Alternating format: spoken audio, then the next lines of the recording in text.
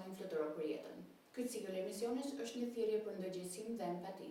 Përmes rrëfimeve të sinqerta të prindërve që rrisin fëmijë me aftësi ndryshe, sillim në vëmendje sfidat, dhimbjen, por edhe dashurinë dhe forcën e jashtëzakonshme të këtyre familjeve.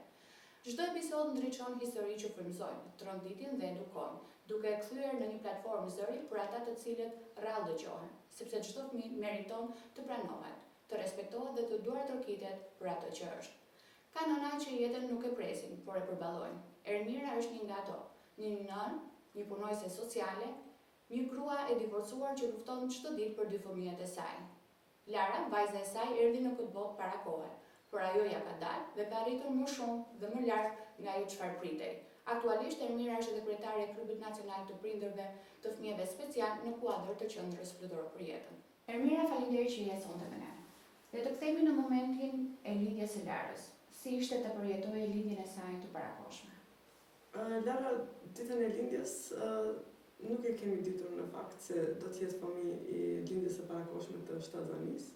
Mirë po të nesër në mëngjes në repartin e akusherisë këtu në klinikën e Tetovës, doktoresha dhe mjeku të cilin ishin kujdestarë gjatë natës kishin konstatuar se Lara ka nevojë për një transferim urgjent në klinikën e fëmijëve në Shkup, pasi organet e frymarrjes gjatë ndënjes edhe atë partner në spitalin në klinikë të Tetovës nuk ishin qenë aq të vijave normale që mund të merr frymë një fëmijë i cili ka lindur. Të nesërmën me përqimin tim dhe me rekomandimet e mjekëve, më njëherë Lara u transferuar me ambulancë në klinikën e fëmijëve.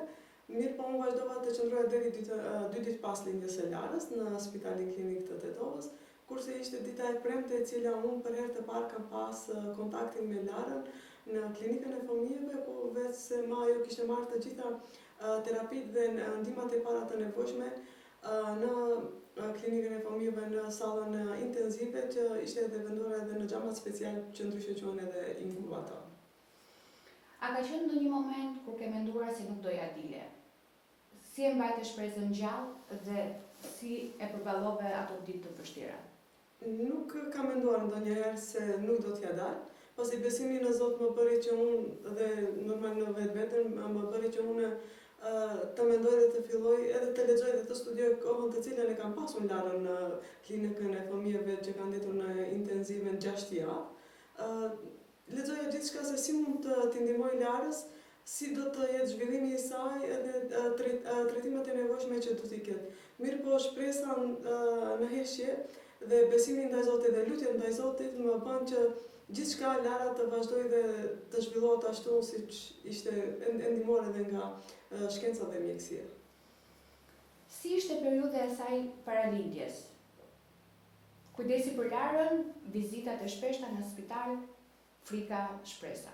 Rregullat, domethënë, të spitalit të klinikës së fëmijës ishin deri nga dita që Lara mbaron terapinë intenzive 6 javë dhe 2 javë ndetën përsëri bashkë në repartin e fëmijëve e cila quhej atje në Shkup neonato. Unë më vendosa se ose do të mbaj zhvillimin e Larës ose nuk do të dorëzohem kurrë, pasi tani edhe shkenca është më afërt në rrjetet sociale dhe domethënë digitalizimi e bëri të vetën që mua të më mundsoj qasjen sa të gjej një libër të zhvillimit të fëmijëve të parakohshëm. Unë çdo herë edhe natën kur qëndroja në klinikën e fëmijëve lexoja se cilat janë ato hapat më të tjeshëm se unë që do të përveç rekomandimeve të mjekëve dhe vizitat që i bërin në klinikë, cilat janë ato mundësitë shkencore që unë duhet t'i bëj si një nënë e një fëmije të parakohshme.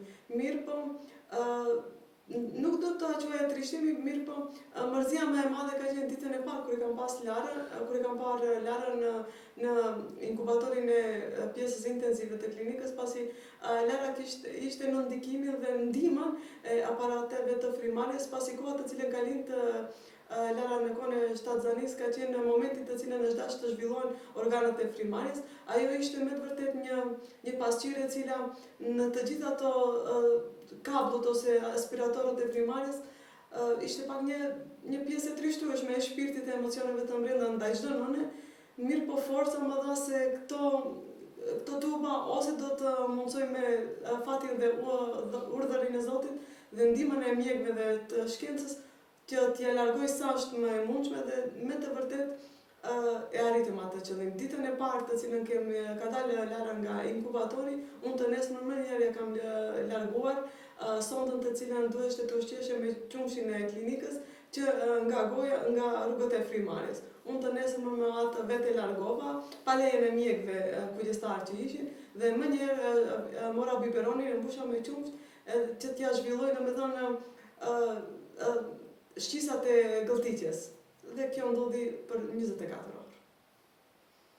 Si erdhe në kontakt me qendrën Fluturo për jetën dhe çfarë ndikimi pati kjo qendër në zhvillimin e Larës? Në të gjitha intervistet e kaluara pa edhe në konferencën e parë, ku edhe jemi shfaqur si prindër, koha e pandemisë që ndodhi në gjithë botën i virusit korona, mbyllit të gjithë, domethënë aspektin psikofizik të popullit të mëngjes, mirë po mua dyera e vetme që mua hapi ishte takimi me terapistën aktuale të Tigjës në një ditë pandemie, cilën në kohën atërës Ministria e Punës dhe Politikës Sociale për prindët dhe nënat të cilët kishin fëmijët nën moshën 10 vjeçare, unë atër kisha djalin në moshë më të 10 vjeç, ishim të liruara në orare të caktuara ose me restriksionet e punës. Rastësisht unë atë ditë dal nga puna pak më herët, 2 orë më herët se sa orari i zakonshëm, takoj Tigjën në qendrën e qytetit. Por ama unë e dija fakti se Tigja punon komplet në një punë tjetër dhe në një shoqat tjetër. Dhe ajo përshëndetimi në rastësi edhe kishte bagjiko që nuk kishim pa që nga studimet kur kishim përfunduar. Përshëndetem me Tigjën dhe pyes Tigjën si e ka gjendesh, si e kemi ne traditën të pyesim. Po ja, Ermira më thotë, mirë, ja sa dola tani nga puna. Thash, po si të shkon puna në X shoqatë? Po jo, Ermira, unë nuk jam aty gati që një vit unë jam punoj në një qendër të autizmit në Tetov, po punoj me fëmijë special të spektreve të ndryshme dhe diagnozave të ndryshme. Dhe qasti ishte ajo pyetja ime më njëherë që ndoshta ajo pyetja ishte uralisë që unë të jem pjesë e qendrës, po çfarë është ajo qendra? Si punon ajo qendra? Pasi unë më vetë se zhvillimin e Lara ishte në moshë pak më madhore se lindja ishte gati 3 vite dhe unë e vëreja Lara se ka ngecje në zhvillim. Tigja më thotë, po, është e vërtet, thotë punoj me fëmijë imediate. Thash unë dua një takim të më mundsohet me qendrën e juaj se kështu e kam vajzën. Patëm një mundësi edhe një kafe në kohët e koronës, në një terrasë të një kafeni aty në qendrën e qytetit. Për 80 minuta unë më fillova, edhe pa me unjorën fillova ndoshta të më krijo telepatia ndaj qendrës edhe Larës.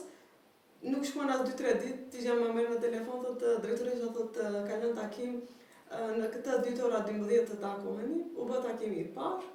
Më njëherë në atë kohë pata, interesant ishte çudi, kam cituar edhe në intervistat e kaluara, për shumë kohë të shkurtë korone, unë bëra vlerësimin e parë të Larës, mora raportin e Larës dhe vetë më e filluam ndjekjen e terapisë. Çfarë ndryshime shpati Lara nga terapia në qendër? Kjo do të jetë përgjigjja ime më e shkurtë, sepse në intervistat e kaluara çdo herë unë e kam cituar se Lara ka pas këtë ngecje këtë. Thjesht nga një fëmijë i cili ka pasur kontakt me celularin të moshës 3 vjeçare për ndryshimet e jetës sociale të time dhe të Larës, nga fjalë të cilët çdo herë fëmijët kanë kontakt të gjuhën angleze dhe asnjë fjalë në gjuhën shqipe dhe tani Lara është në klasën e 2 dhe njeh gjitha shkronjat dhe është e pavarur dhe din komunikimin në mënyrë perfekte. Lara sot si është ecuria e saj në shkollë dhe si ka ndikuar kjo me fëmijët e tjerë në procesin arsimor dhe të shkollës? Ndikimi i Larës dhe zhvillimi i Larës ka të bëjë në 2 kaje. E para sepse Lara mëson me gjithë fëmijët normal në shkollën fillore, edhe pse kam kërkuar unë një mësues asistent, mirë po ndryshimet të cilët ndodhin këtu në Republikën e Maqedonisë, sidomos shkaku i emigrimit, tani Lara ka shumë pak shok të klasës dhe shoqe, 11 fëmijë. Në ndërkohë, fati është se edhe fëmijët të tjerë të klasës nuk e kanë dalluar Larën asnjëherë, ose të bullizohet ose të diskriminohet, sepse pjesa e kaluar e Larës edhe qasja ime në shkollën e Larës ka qenë më së përgatitur nga pjesa që jemi terapit në aspektin psikologjik dhe fizik që kemi marrë nga terapistët dhe qasjen e interpretimeve të terapive të cilët edhe programët i kemi ndjekur. Dhe nuk e kam pasur në problem. Lara është e janë të gjithë fëmijët tjerë të moshave më të rritura të cilët janë në shkollën fillore. Si një nënë që rrisni 2 fëmijët e vetëm, me një profesion që kërkon ndjeshmëri dhe përkushtim si ajo punojësit social, si e dini? Tani, do të them se profesioni i punës dhe pjesa e profesionit personal si nënë e 2 fëmijëve ka të bëjë shumë sinqerisht dallim të madh, sepse kur punon me fëmijët në profesionin tënd, atje gjithçka ke në bazë të kornizave ligjore. Mirë po, përsëri edhe tek ata fëmijë të cilët unë punoj në profesionin tim, përsëri ndonjëherë edhe unë jam nënë, i kuptoj fëmijët të cilët janë në rasteve sociale, ndonjëherë edhe unë kam rënë në empatinë e tyre. Por ama kur kthehem tek Lara dhe fëmijët e mi nuk e din, empatitë kam pak më të marginalizuar ose në korniza të cilët gati se hiq, sepse unë i kam dhënë një kusht vetës, ose do të ndjek zhvillimin e Larës dhe kujdesin e djalit, ose ma nuk do të merrem fare. Ka ndonjë moment ku je ndjerë që ke qenë e padukshme, por ke vazhduar sërish të luftosh për hir të fëmijëve të tu?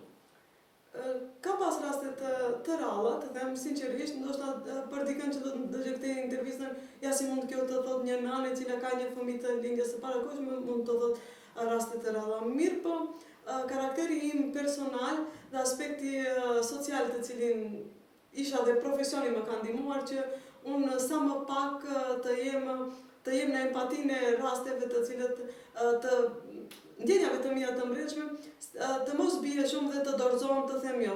Rasti më i rëndë ka qenë pamja e parë, domethënë kontakti me Larën në kohën e inkubatorit që ka qenë, mirë po thash, jo, Mund ta përshkruaje në moment? Unë nuk e dija se Lara në çfarë gjendje është, domethënë nga pamja fizike jashtë. Vetëm se kur do të shkoj, kur do të hi unë atje me gjithë teshat speciale, se atje nuk lejoheshin vizitat përveç mamait dhe prindërve të fëmijëve, edhe ato lejoheshin tek e tek, mirë po me veshje speciale, të mbuluara me gazat, me doreza, me maska. Në ndërkohë, kishte ndodhur rasti në inkubatorin e Larës, ku e kishin venduar, Larën kishin ndërruar xhamat. Edhe kishin venduar një fëmijë tjetër. Mirë po edhe ai fëmijë ishte në lindje të parakohshme, por nuk e din, çdo herë ndjenja e nënës e vren atë se nuk është. Unë shkoj drejt atje, më thon këtu është, se Lara ka qenë ndërkohë në dokumentat atje ka qenë edhe pa emrin e Larës, ka qenë me mbiemrin e sigurimit shëndetësor të mamit, timin domethënë. Edhe unë vetëm kur e shoh atje, më thon kjo është Lara. Unë vetëm sa u afrova afër xhamit, thon, jo, kjo nuk është vajza ime. Motra kujdestare më thot, nga e din ti, thash, jo, unë e njoh vajzën time dhe e di pjesën e flokëve, se Lara ka lindur shumë me flokë të gjata. Thom, jo, kjo nuk është vajza ime, dhe pse rastësia ndodhi që 2 fëmijë të jenë përafërsisht, por ama ishte gjinis mashkullore, Lara ishte vajzë. Dhe kur kthehet motra lexon diagnozën, thot, më fal, thot, për gabimin që bëri, sepse nuk e kam ditur në ndrimit të natës, pas kam pas nevojë të ndrim të inkubatorëve. Dhe kur do të shkoj, ajo ishte qasja, por ama në atë qas tash, Lara, vajza ime, unë do t'jem pavarësisht jetës, sfidave që do të kemi, unë do t'jem kashri teje dhe me bindjet edhe lutjet në vetveten ndaj Zotit, unë besoj se do t'ja dalë. Dhe sigurisht e keni dalë. Patjetër, faleminderit Zotit. Çfarë do të thotë për ty të jesh një nënë e divorcuar që realiteti sigurisht që vazhdon ende t'i paraqytojë këtë gra? Unë nuk e kam pas problem dhe nuk kam vojtur asnjëherë nga paragjykimet ose nga komplekset të cilat mund të ndodhin, edhe pse çdo ditë unë hasëm jashtë institucionit tim me nëna tjera, po edhe në rastet në familje, çdo herë janë kjo kategori ndash për nënën, ndash për baballarët, ne çdo herë jemi të paragjykuar. Mirë po, unë do të thoja mos gjykoni ose paragjykoni nëse nuk e ndjeni në shpirtin tuaj dhe lëkurën tuaj, se nuk e dini nesër çfarë mund që ndodh. Se të gjithë ne kemi brezat të cilët do të na lindin, nëse sot nuk e kene shtëpinë, nesër mund të ndodhë. Se fuqia e Zotit është me të vërtet shumë e madhe, dhe unë kam një thënien time të cilën e kam krijuar nga sfidat dhe zhvillimin e Larës, dhe në lapsin e Zotit ne as nuk mund të shkruajmë, por as nuk mund të fshijmë, sepse ai ka radhitur të gjitha sfidat dhe përjetimet që ne do t'i kemi. Por ama ka edhe diçka tjetër që thonë një çudir do të ndodh 3 ditë dhe pastaj do të zhduket. Unë i kam qëndruar kësaj, sinqerisht. Ndoshta pak edhe profesioni më bëri që unë të jem pak më ndryshe, mos të merrem me paragjikimet, sepse unë i dhash një kusht vetes dhe u betova ka shëlas ditën e parë kur e kam pas. O do të ndjek me fuqitë e Zotit dhe të gjitha mundësitë që na krijon mjekësia dhe do t'i kërkoj të gjitha dyert që janë të nevojshme që të ngrej unë edhe të bëj zhvillimin e Larës të dur. Më vjen keq për disa nëna të cilët me të vërtet janë ende dhe vazhdojnë të jenë të paragjikuara, por unë kam cekur çdo herë se paragjikimet vinë çdo herë nga bërthama, edhe nëse nuk i kemë të afërmit që janë ato të përkrajnë, gjithçka mund të ndodhë dhe të shkojnë në huq. Nëse ti mundohesh të kërkosh çdo metodë psikofizike, por edhe të mjekësisë për të ngritur një fëmijë dhe për të parë ecjen e zhvillimit të atij fëmijës. Por nëse nuk e ke përkrajën e të afërme, ajo ndodh, e gjitha terapitë mund të bien në ujë, por ama ndodh ndonjëherë që ke disa persona të cilët janë të panjohur dhe në kontaktin për arsyeën dhe qëllimin e këtij fëmijës, ata të ndihmojnë dhe bëhen më të afërt, siç është për shembull rasti të cilën unë nuk kam njohur as Jonon, as Eldën, as Besën, as terapistë të tjera, dhe tani ne jemi krijuar një familje të cilën me të vërtet kanë ndihmuar si me terapi, por edhe në aspektin personal, ashtu siç quajmë çdo herë jemi për një familje e madhe. Cilat janë mësimet më të mëdha që të ka dhënë Lara dhe ky rrugtim bashkë me të? Shumë mësime ka, sinqerisht. Nuk e di nga t'ja filloj, dhe mësimi të cilën unë e kam marrë nga Lara se nëse Zoti të jep një sprov, të hapte edhe dyrë dhe të dhënte edhe mundësi që ti ato sprovat ndaj fëmijës ose në pavarësisht edhe jetës personale ose të djalit mund t'i kalojsh sinqerisht, por ama nëse beson në Zot, lutesh në Zot dhe ndjek të gjitha rekomandimet të cilët i ke mundësi t'i bësh. Për fund do doja një mesazh nga ana jote për të gjitha ato nëna që përballen me lindjen e parakohshme të fëmijëve të tyre dhe ndihen të pafuqishme. Këshilla ime e parë, mos në dëgjoni faktorët e jashtëm të njerëzve ose personave më të largët, mos u ndikoni nga të gjithë dezinformacionet të cilët tani kohezionin e vetë kanë rrjetet sociale, mirë po besoni në vete, luteni ndaj Zotit, lexoni aq sa mundeni dhe sa kemi kapacitetet, dhe të mendoni se nëse kjo ardhje e një fëmije të lindme në para kohe është një dështim, jo, është e gabuar, ajo është thjesht një dashuri e cila të bën edhe më të fortë se sa të lindesh kur ke të lindur një fëmijë normal. Sepse me këtë fëmijë të lindjes para kohe dhe ndjekës së zhvillimit psikologjik dhe fizik të saj, por edhe mjekësor e një botën më tepër, botën e egër të cilën na e hasim sa dalim nga vetvetja, jo nga shtëpi tona, atëherë sinqerisht është një mendim dhe thua, vallë, pse bashkë mua me lindi kjo fëmijë parakohshme, ose të njoh më shumë botën e egër, ose të diskriminimet të cilët ndodhin për shembull në mjekësi, në për klinika, në për institucione shtetërore, dhe kjo do të kisha thënë se është metoda më e mirë dhe pjesa më funksionale e një nënët që e njeh botën më ndryshe në dallim të një fëmijë që ka zhvillimin normal dhe lindje normale, kurse fëmijës të lindjes parakohshme është me të vërtet privilegj. Ju falenderoj shumë që rrëfyet historinë tuaj bashkë me ne. Faleminderit juve. Tani do të ndjekim disa sekuenca të terapive të fëmijëve tanë dhe shihemi në emisionin e radhës. Preki gëzuar. Bravo, preki samur. Talunca bukur. Preke habitur. Bravo, preki samur. Talun. Prek duar bukur. Preki gëzuar.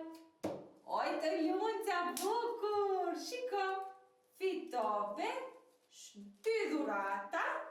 Çfarë ngjyrë është kjo? Bravo, çfarë ngjyrë është kjo? Talun, çfarë ngjyrë është kjo?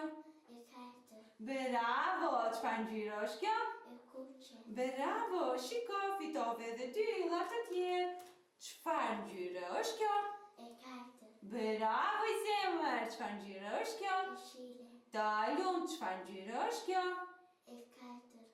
Bravo, shiko, fitove një fytyrë. Bravo!